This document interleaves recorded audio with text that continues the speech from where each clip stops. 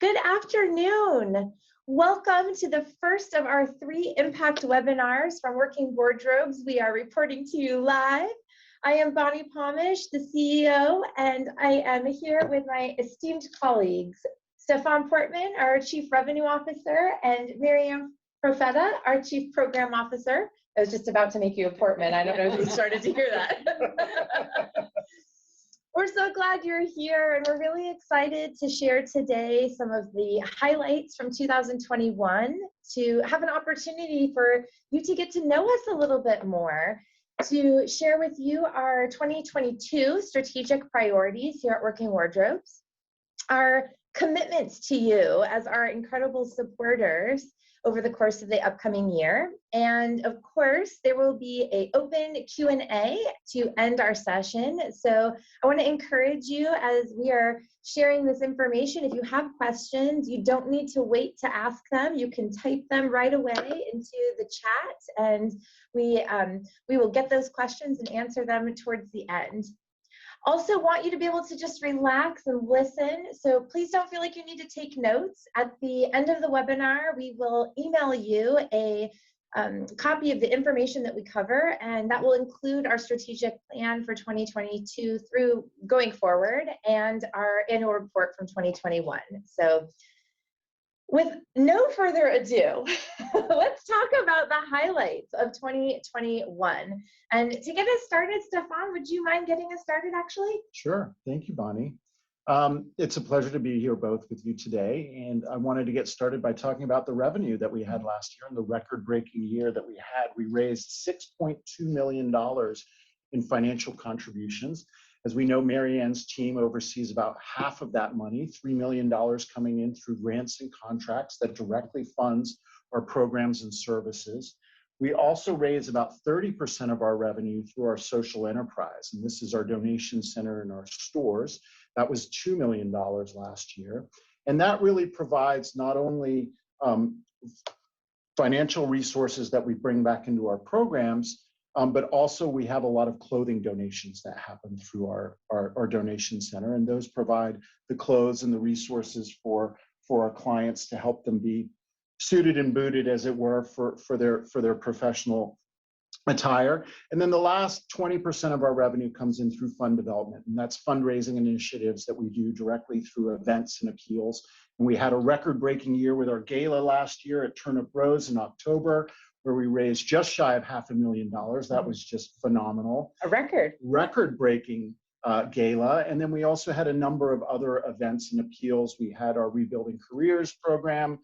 We also had our 30 Strong, which was our virtual walk earlier in the year, and Stand and Salute, which was in support of our veterans. So a number of appeals and campaigns that also set a record for our fundraising in fund development. So overall, just a very exciting year from a financial perspective. On top of the $6 million in financial revenue, we had another $6 million in-kind revenue.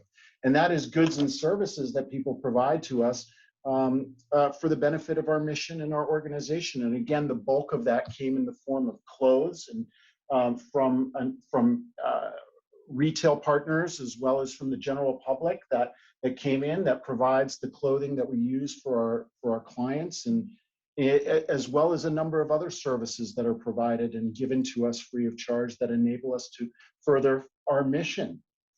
There is no way Working Wardrobes would be able to provide the services we do to as many clients as we do if it weren't for all of our supporters, our donors, our volunteers. It really takes a village to create these literally transformations in people's lives. Mary Ann, will you tell us a little bit more about the highlights from 2021 with client services? Absolutely, I'd be happy to. We served nearly 3,800 clients last year. While that isn't a record for us, we did serve more clients with more services, offering over 14,000 individual services in a tough year. In a year where not everyone was looking for work. We are seeing that is the trend now. It was 1,000 more in 2021, more clients that we served than in 2020. That was a great record year for us as far as the increase of number of clients served. Marion, can you talk a little bit more about the clients served versus the services provided and how we come up with that? Sure. That So the differentiation? 3,800 number is unduplicated. That is the individual number of clients that we served. The services would include anything that we do with the client, from initial intake to a resume. Maybe they attend a workshop or two. We have developed our services into series of workshops now, which is very exciting that we can have follow-ups. And we're finding that a lot of our clients really like that idea. It's not enough to spend an hour with us. They want to come back and learn even more. And thanks to our fantastic job coaches and our volunteers that provide those services both virtually and in person, we were able to provide over 14,000 services. Wow. That averages out to about 3.5 services per person. Well, that intersection or that interaction with volunteers and providing services, if you don't mind, I want to brag for a moment, because we had over 24,000 hours of volunteer services provided. You know, you were talking about in kind with the clothing donations. Here's the priceless part, right? People giving their talents and strengths to other community members and helping lift them up. That 24,000 hours, by the way, is over 2,000 individuals. So kind of that same, before you ask it, Stefaan, same question. Just differentiating between the two. Wow. It's impressive, again, how it takes a village. Do you know how many clothing donors we had? I do, but just one point on that quickly. Yeah. I thought what was so impressive about the volunteer numbers too was we were still in a somewhat of a COVID year, and that volunteers were coming out and helping us, either a lot of them in person as well as virtual. To see so many volunteers coming in a challenging time really speaks to how well our mission is received in the community. You are so right about that. I'm really glad you touched on that, because the great pivot, Marianne, that you and your team made really as a result of the fire in February of 2020 quickly prepared you for the COVID pivot of March of 2020, which meant that you made that shift to online services being provided and made I know the whole world has made this change, and I think you were just a bit ahead of the curve with it, continuing down that road to be able to provide ourselves as volunteers and supporters online and in person, and for that to be the same for our clients is really impressive to me. Yeah. We had about a 6-week window.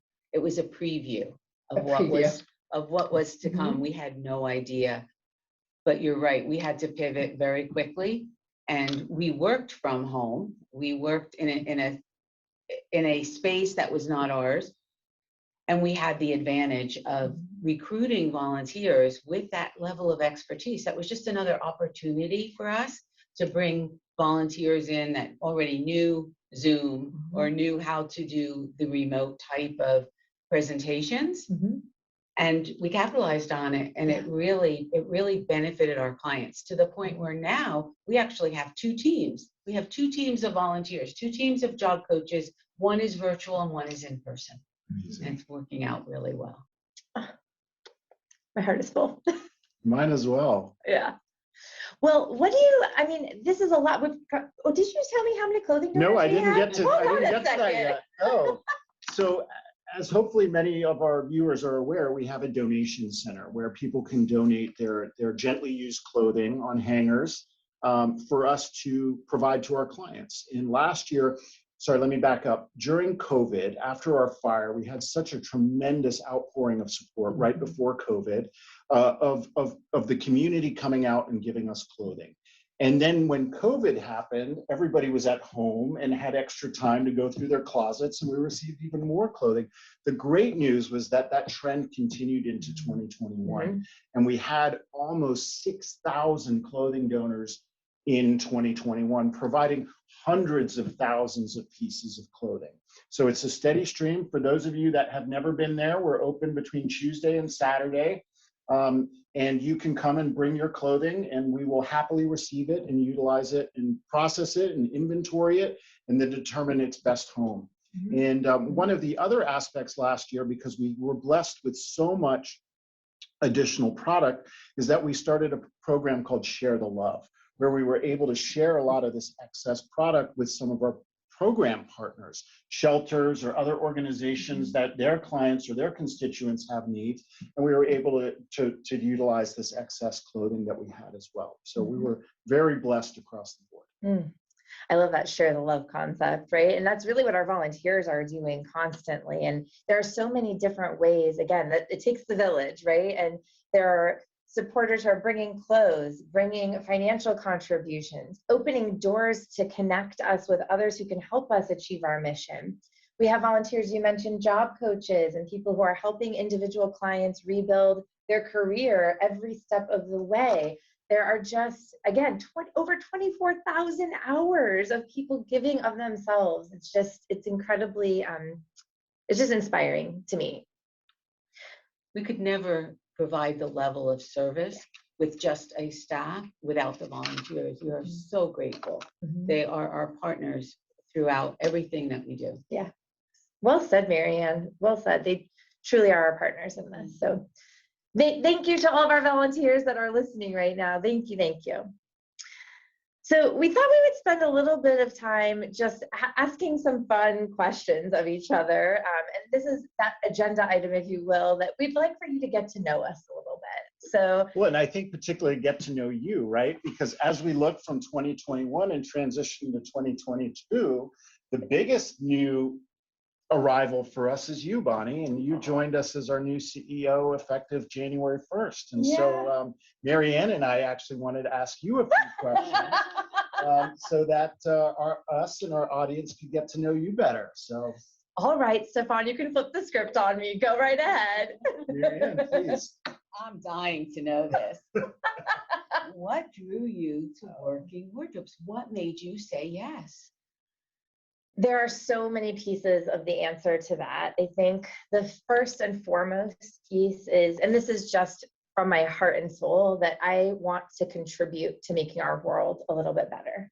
And I want to know that whatever I am spending my heart and soul time doing is making a positive difference. And when I saw this job posting, every line that I read was a strength or a talent that I have, or a way that I have to give of myself, and an opportunity for that to make a difference. So that was the draw. But the deal sealer I'm looking at. I met you as part of the interview process, and that is not to dismiss everyone else. I mean, I met with the entire leadership team, and that's who I'm sort of collectively referring to here. And our Chief People Officer, Derek Benson, our Chief Financial Officer, Alan Silks, and you two really said to me that this was a team that I could not only contribute to, but learn from, that I could partner with, and really, maybe to use one of your words, like, let's 10x our investment, that there is an incredible, incredible talent on this team. And it was definitely a team that I wanted to be a part of. Thank you. We are so fortunate to have you. I remember during that interview process, there was one moment of panic where we thought, what if she says no? But you didn't. And thank you. We are so grateful and so honored to have you here. Oh, thanks, Marianne. It really feels like, it just, for me anyways, it feels undeniable that all these puzzle pieces of right place, right time, right people, right circumstances were conspiring to bring us to this moment. And so I'm really just grateful to be a part of it. We're thrilled to have you, Bonni. Thank you. Yeah. What else do you want to know? Well, lots, exactly. I'd like to know what excites you the most about this role in joining the Working Wardrobes family?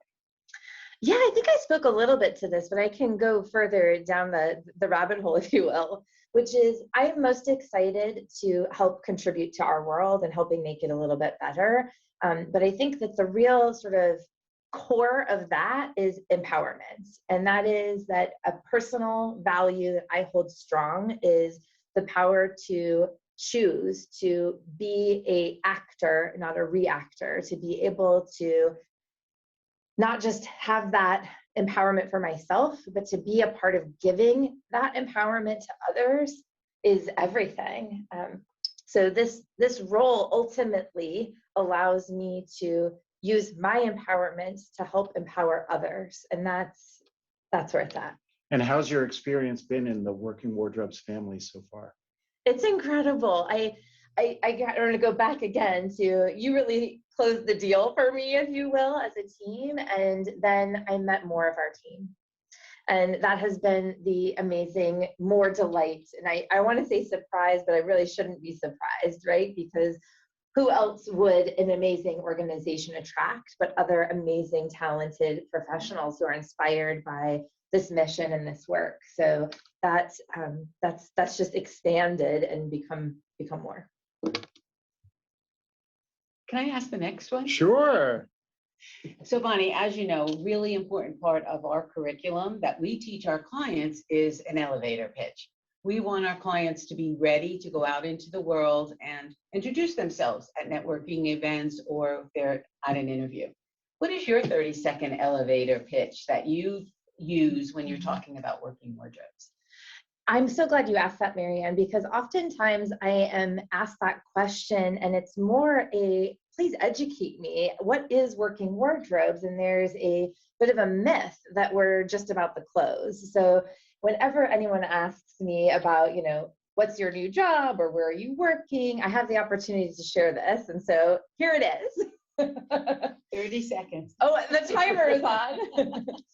At Working Wardrobes, we transform lives from the inside out. We start by identifying a person, where they are, what are their strengths, what are their talents, and what are their goals? What is the career that they're looking to build and create? And we build a bridge. We identify individually what it is that that person needs to be able to accomplish that goal. Could be training, certifications, workshops, resume, writing, interview prep, all those pieces. And once they have actually gotten to that place where they have the job interview scheduled, we make sure the outside matches the inside with that working wardrobe. Excellent. How many seconds do I have left? Bonnie, I don't have a question, but I'd love to share with our audience, when you came here and started with us, you did something really impactful and for all of us that work here, and you presented us with this gift of seeds. And I don't know if our audience can see that there's a seed packet here, and it says on it, even the greatest creations start from small seeds. I look forward to planting with you. Bonnie, can you tell our audience a little bit more about this and your thinking behind it and where this came from? Yeah, it warms my heart that it was as impactful as it was. My intention, I knew that I was going to meet a lot of people, and I really wanted to establish quickly that we're in this together. And the way that I wanted to do that is a little bit through story. And the story of Working Wardrobes is Jerry Rosen founded Working Wardrobes. This is like a story about the power of one person to make a difference. And so when I introduced myself and handed you a packet of seeds, what I said to you was, Jerry Rosen planted a garden when she planted and created Working Wardrobes. And she invited people in to help her tend to, nourish, and expand upon that garden that she planted. And I'm looking forward to planting more of it, taking care of it, and nurturing and helping it grow with you. And I shared it with our staff and our board, and I'm happy to see these every once in a while at people's desks. I haven't seen one in a little bit, so thanks for bringing that up. But it's an opportunity to say we're in this together. Thank you. Yeah.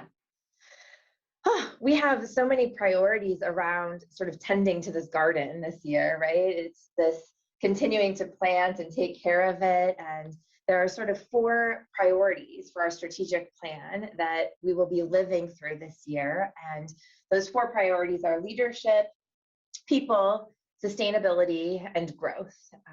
I want to ask a little bit from each of you to give a little bit of, your sort of flavor, if you will, about these priorities. The first, leadership, is we're really focusing on engaging a committed and a diverse board, having succession plans, investing in our people. Stefaan, do you want to speak a little bit for your piece of that, like how you see us focusing there? Sure. Yeah, I'd be happy to. very happy to come in and see that the board was already, we had such great members of our board, and then we've been working to build upon that and to develop skill sets that match a diverse set of skill sets, and also ones that match our mission. And it's really profound to see continued growth in that area. We added a bunch of new board members last year, and we've just added several more this year. And to see the level of commitment and excitement that these board members bring to bear in our mission, it inspires me every day. And I'm just really grateful for that. And I'm looking forward through this process to building even more of a formidable team and foundation between the staff and the board. Totally. Yeah. People, our other second priority area, is really about building a high-performing, mission-driven team. And I think that, Marianne, you really lead the largest part of our team. So would you mind sharing a little bit about your, insight on this focus area? Absolutely. I think it's extremely important working with our Chief People Officer and the rest of the leadership team to set a good example for our staff and to grow them professionally. They are craving professional development and that succession plan. What's coming next? How can we grow in our positions and get better at our jobs? And I think that's a very important piece of exactly what our strategic priorities are around developing a mission-driven team. High performing is just goes without saying. Exactly. In the sustainability area, I'll Yes. ask you to expound upon this a little bit too. We are always looking to further enhance and improve our strong financial standing. And you talked a little bit about the different ways that we have kind of like a sustainability stool, right? It's right. Three-legged stool. Yeah, exactly. So the sustainability pillar is really about creating and maintaining a strong financial position for the organization. And that's not just on an annual basis, that's in aggregate. And so like in a year like last year, where we had a very strong financial year, we go into this year and we're basically starting from scratch again, right? And how do so many nonprofit organizations struggle with this to ensure that they are not only growing, but also putting enough away for strategic investments or for a rainy day, as we saw many organizations were impacted during COVID. And so this area really relates to our three revenue streams and bolstering those, both on the program side, as well as on the social enterprise side and on the fund development side. How can we do a better job? How can we grow in all of these areas? But underneath that is really the stewardship piece. And it's not just about growth, it's also about our supporters and stewarding them and maintaining these strong relationships with them and building these strong relationships that isn't necessarily just around a transaction. It's around bringing them in and them being part of the journey with us and staying with us as committed members of this organization. And then the final piece of that is really we launched a legacy fund named in Jerry's honor last year as an opportunity for us to build more strategic, longer-term reserves that we can utilize for growth or again, for strategic purposes. And so it's these elements coming together under this pillar that really excite me. For sure. And the future, looks brighter when you have a strong financial position to start from. More money, more mission. Oh, right. Exactly. And that takes us right to the fourth focus area, which is growth, and to grow our footprint and to serve more people in our community. Do you want to speak more about that too, Marianne? Absolutely. I couldn't agree more. More money, more mission. The more money that we raise and that we have coming into the organization, the more mission-driven services we can provide. And we are all about that under the growth pillar. It is about serving more and more clients, getting up to our pre-fire, pre-COVID numbers, which is around 5,000, 6,000 a year. In our long-term strategic plan, we want to be able to serve 8,000 in a few years, and that's totally doable. There are many people that are looking to change jobs, to get a better job, to move up from underemployment into a living wage. That is our goal. And it is about careers and opportunities. And to do that, we have to build our infrastructure around better ways to deliver our services, to address some of the barriers, which I believe we've already started on that path with offering virtual services. We've had so many issues in the past around transportation and childcare, and a lot of those things don't come into play when you can offer virtual services and training. We are adding more and more job training to our list and getting people ready to make that transition. So as we know, during COVID, many people lost their jobs in customer service industry. There's retail, there's hospitality, the restaurant industry. We really need to help those people identify what they want to do. What is the workforce of the future? That's a big part of our strategic plan. Identifying those needs, identifying what specifically Orange County is going to offer its citizens in the way of employment, and how can we help? How can we prepare people for those types of jobs and to make that transition? So that's what the growth pillar is all about, growing our client base.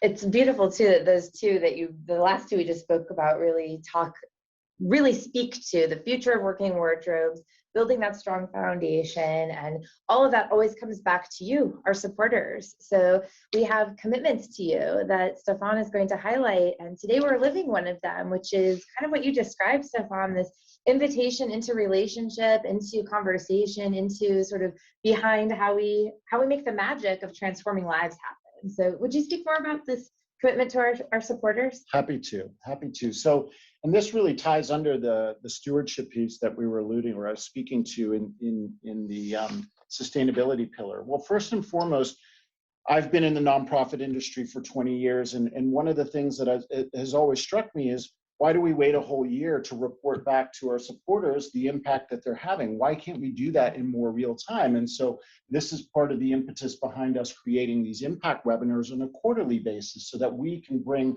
our supporters along on this journey with us and show you the impact that we're having in the community. We, not just we, but we as a group, are having in this community on a quarterly basis and on an ongoing basis. And it's not just going to be hearing from the three of us, it's going to be hearing from our colleagues who are doing this work day to day and living it, and really getting you under the hood and seeing how that work is happening.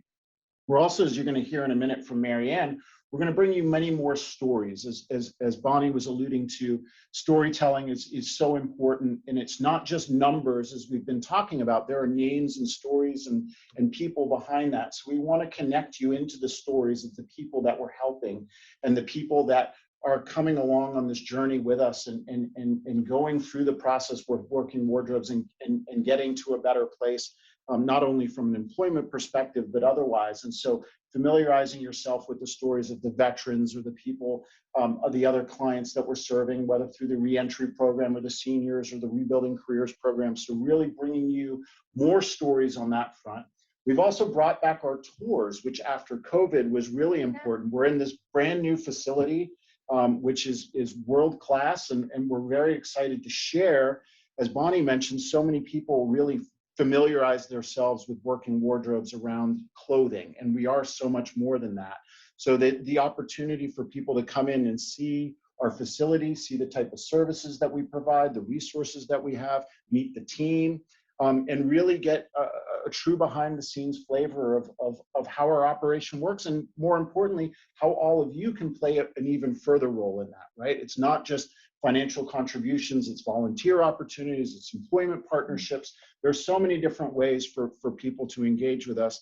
And then we also will extend some of those tours to our donation center as well. And there's an opportunity for see how that whole operation works. And it is an operation.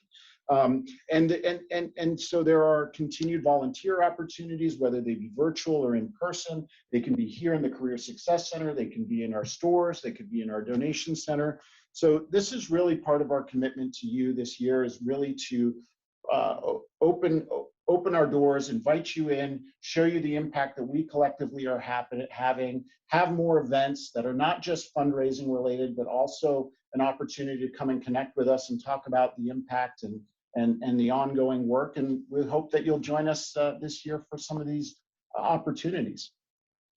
Well, I'm kind of anxious now to hear this story. So Marianne, what client story are you going to share with us today? I think you're going to be very surprised. Okay, I'm ready.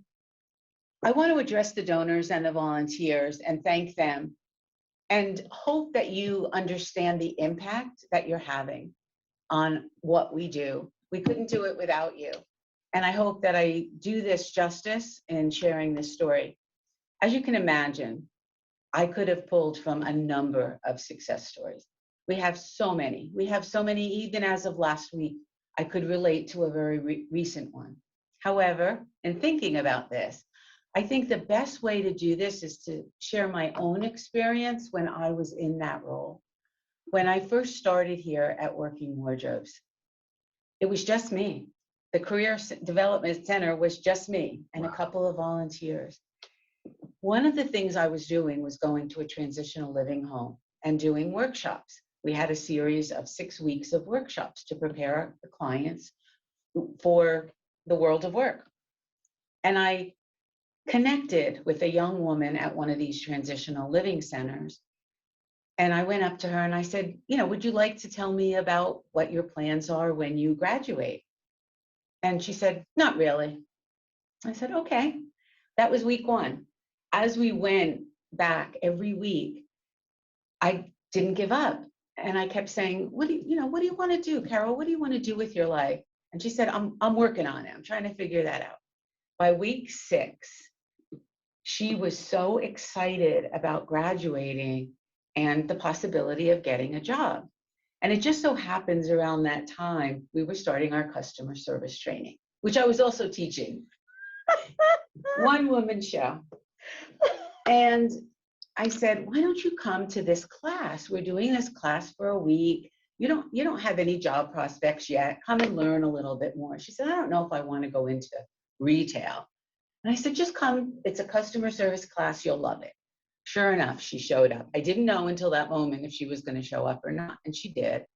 And over that week, we developed this relationship. She loved the class. She absolutely loved it. And she said, I think I want to work in retail. Well, it just so happened we had a volunteer personal shopper that worked for Nordstrom.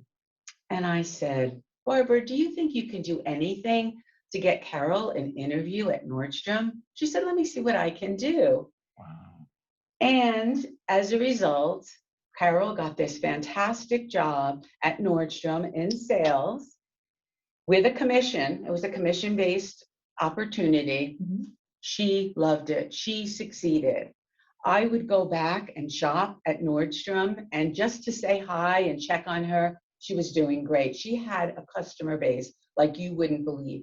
Everything she learned in that class, mm-hmm. from taking notes on customers to giving them calls back and thanking them for their sales, she was doing, and she had an amazing career. We kept in touch, and her dream was to always have her own design business. And guess what? She accomplished that. Wow. She did leave Nordstrom, and she started her own business designing clothes. Incredible. Yes.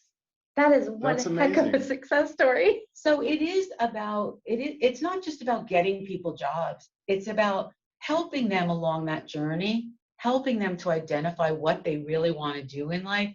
And sometimes we have to take transitional jobs. We have to take those survival jobs.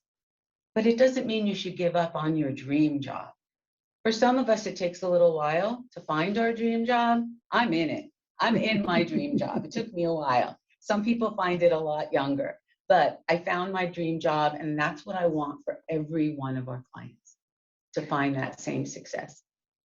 Well, and I hear this transformation of her insides too, from being not interested to really building her confidence, mm-hmm. and her belief in herself to be able to go on her own, from building those skills and being in, like you said, a living wage job to living a dream. Wow. Thank you for sharing that, Marian. A little bit of a mic drop moment. So I'll try to keep this going, but it may be difficult. We have an opportunity now to answer some of your questions, and I have a couple of them here, and you are welcome to continue sending them in the chat. We would be happy to answer them. So the first of those questions is, if I wanted to donate my time or skills, how can I support Working Wardrobes? So donating time or skills. Mary, do you want to speak a little bit to this? I mean, there are so many opportunities. Exactly. You summed it up. So many opportunities. We have opportunities to be a job coach. If you have a background in human resources or in training, in career development, we would love your expertise to conduct workshops or work one-on-one with our clients. We also have opportunities as skills-based volunteers within the organization. Maybe you have an expertise in finance or in development. You can work alongside of any of our teams. We have opportunities in the donation center to tag, size, sort, close, meet and greet our donors. We have opportunities in our stores to help our stores on the retail side. We have opportunities to be personal shoppers, to work one-on-one with our clients and help them choose the work-appropriate outfits. I know I missed so many more. There are just so many opportunities. Just call us. We'll find a place for you. Well, I think that's just the ticket, isn't it? If you have a skill or talent that you want to give, we will match you, just like we do our clients, right? With jobs, we will match you with an opportunity to help. So, and I want to also say all ages. I have met so many interns and regular volunteers from All ages. Literally, right? It's amazing. Yep. Yeah. All right, another question we received. What events or initiatives do you have coming up this year where I can participate and support? Events and initiatives that I can participate and support. Stefaan, you want to get us started on this one? Sure. So we're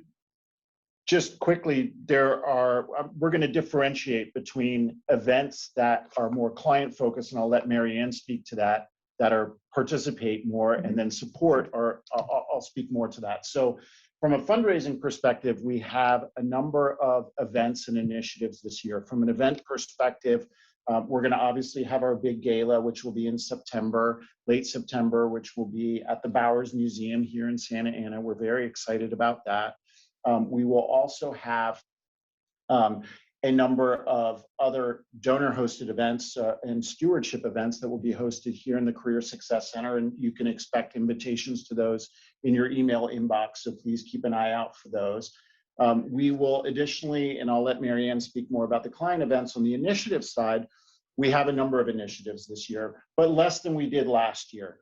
We will be having our flagship really initiative this year is something called the Rebuilding Careers Coalition, which is essentially a giving collective, a group of a community group where members from the Orange County community, both individuals and corporations, can come together to support our flagship Rebuilding Careers program.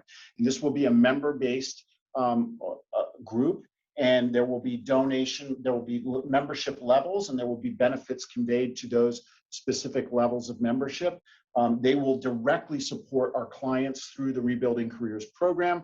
There will be opportunity for networking events accordingly, as well as certain programming and other opportunities. There'll be an opportunity for companies to have their employees participate in corporate social responsibility days. Those are our volunteer days here at Working Wardrobes, or to do clothing drives, etc. So really a vast array of both initiatives and events from the fundraising side. Mm-hmm.